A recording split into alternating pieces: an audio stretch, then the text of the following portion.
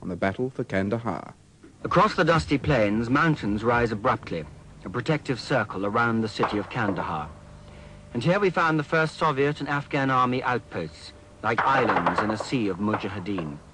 Tanks at ground level, lookouts high above the road, and the remains of a large Soviet fuel convoy ambushed some time ago.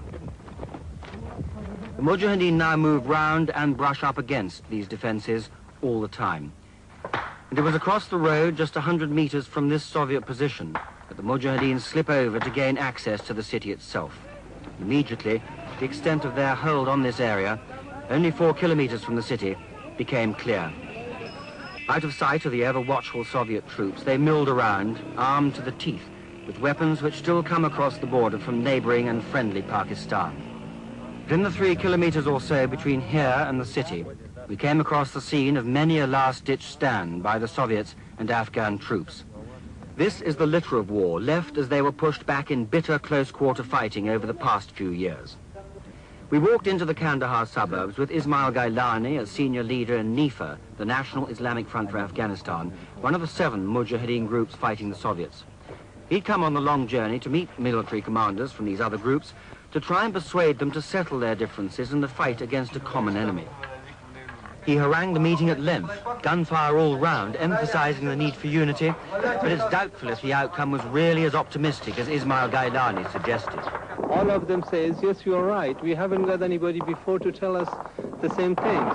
Now you told us. Now we know when we are fighting together, that's better for us. Do you think you're going to be able to take this place? If we really want to fight against them, we free Afghanistan. Not only Kandahar, all Afghanistan.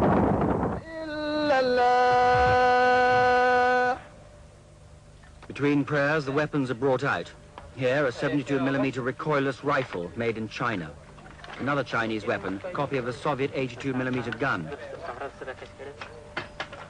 These are the weapons they've used to push both the Soviets and the Afghan army back into the strongly defended positions in the major cities. This then is Kandahar, or at least the old town.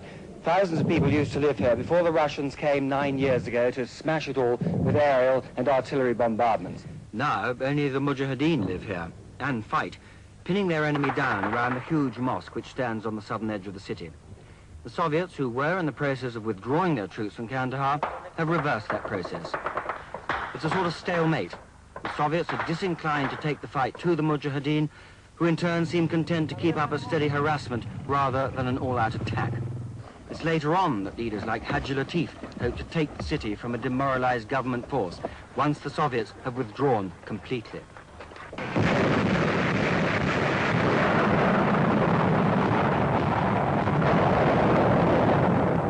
Some reinforcements moved along the road, but the mujahideen failed to take advantage of this tempting target.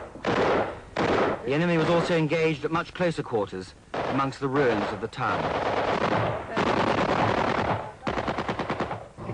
The Soviets have yet to lose an important population center, but if this city does fall under mujahideen pressure, it will allow them to form a provisional government here, one which could be recognized by the Western powers, an important step along the road to replacing Kabul's communist regime with an Islamic government.